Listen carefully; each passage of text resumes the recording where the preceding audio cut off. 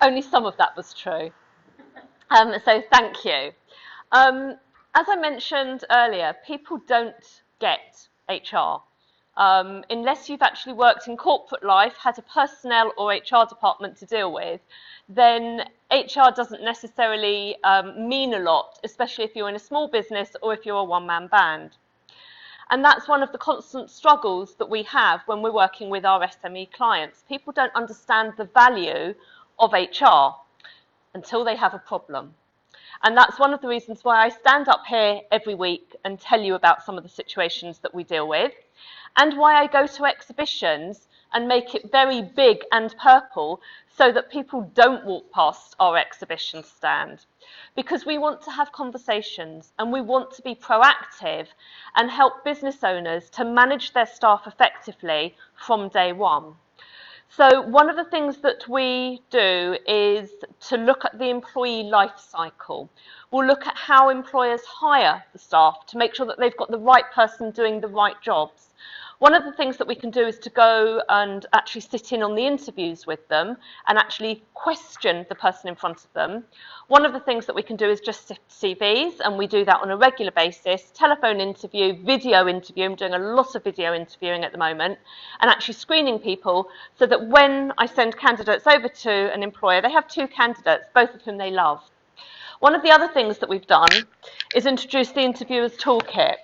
Now, this is something which enables smaller employers to be self-sufficient. It's a whole set of tools that's designed so that you can hold your own interviews. You don't have to pay me £150 an hour to come and interview with you.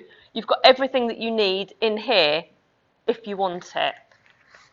The next thing that we help is once you've got them in your business, is we help you to manage them. Now, that may be that we're on the end of the phone every time you've got a problem. I've got someone off sick, can I fire them? Somebody's just told me they're pregnant, do I really have to pay them maternity pay? Do they really get a year off? We can supply that sort of help, or we can go on site. So I have Michael on site with a client 2 days a week, every single week, supporting their business. They've got about 70 staff with their HR needs. We also do things to enable employers to be self-sufficient. So our HR in a Box product, which supplies contracts of employment, policies and procedures, and employee handbooks, enables us to give employers a tool set so that when they take on their staff, they've got them on the right terms and conditions, they've got the right policies and procedures in place, and they've got a mandate to manage. There's nothing worse than someone phoning us and saying, I need to get rid of this person, and we'll say, well, what does your contract say? And they go, don't know, haven't got one. Okay, well, what have you done in the past? Well, we've done different things for every different person. Okay, that's going to land you in hot water because you've got no precedent and you've got no mandate to manage. So you've got what the law says, and that's fine, but most employees don't actually want what the law says. They want what they've been getting in the past. A really good example is where somebody goes off sick and your policy says, or your practice is statutory, so no pay for the first 3 days. But a lot of employers will carry on paying. Well, once you've done that, how do you stop? Because you're already in breach of your own terms and you're already in breach of what the statutory minimum is. So that conversation becomes so much harder. So the one thing that I urge you all, keep your ears open, is do people have a mandate to manage?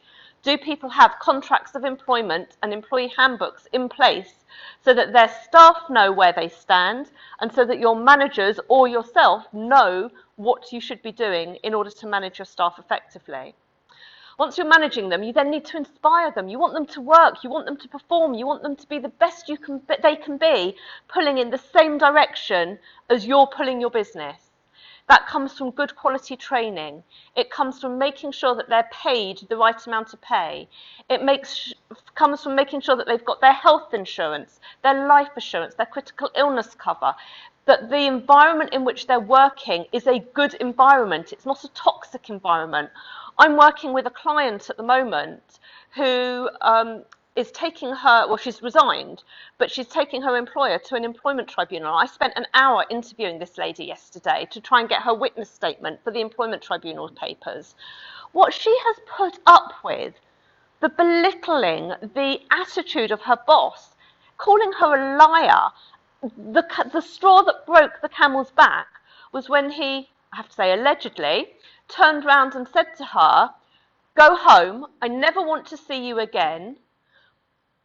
I'm going to hire somebody younger, more dynamic than you, that would run circles around you."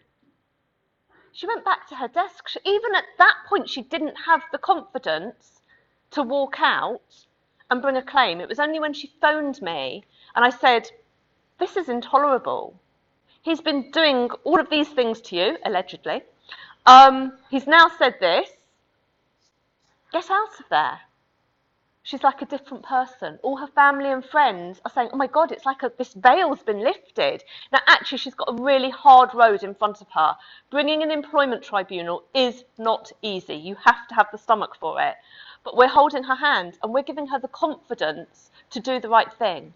So whereas 99% of our work is for employers, there are times when we also work for the employee. And that gives us an incredible insight and gives us the balance. I often talk about it as walking a tightrope. Because as an employer, you want to do the right thing for your business, and that has to work financially, it has to work professionally, it has to work in terms of growing your business. But actually, you've got to do the right thing for your staff as well. They've got to feel confident. They've got to feel engaged. If you've got a rogue member of staff, they can do more damage to your business, to your reputation, to your clients than is imaginable. And you can lose your business if you treat your staff badly. That's something that's really important to know. The last bit of what we do, of that employee life cycle, is firing. Now, it's not just firing. We do TUPE transfers, which is where, for example, a cleaning company in a school lose the contract and they go to another cleaning company, and all of the cleaning staff actually transfer as well. We also do redundancies. We also do disciplinaries, grievances, anything. We help with retirement. Really difficult. The government, in their wisdom, got rid of the retirement age. How do you have a conversation with a 65-year-old or a 70-year-old or an 80-year-old and tell them that they can no longer do their job even though they've been with you for 20, 30 years?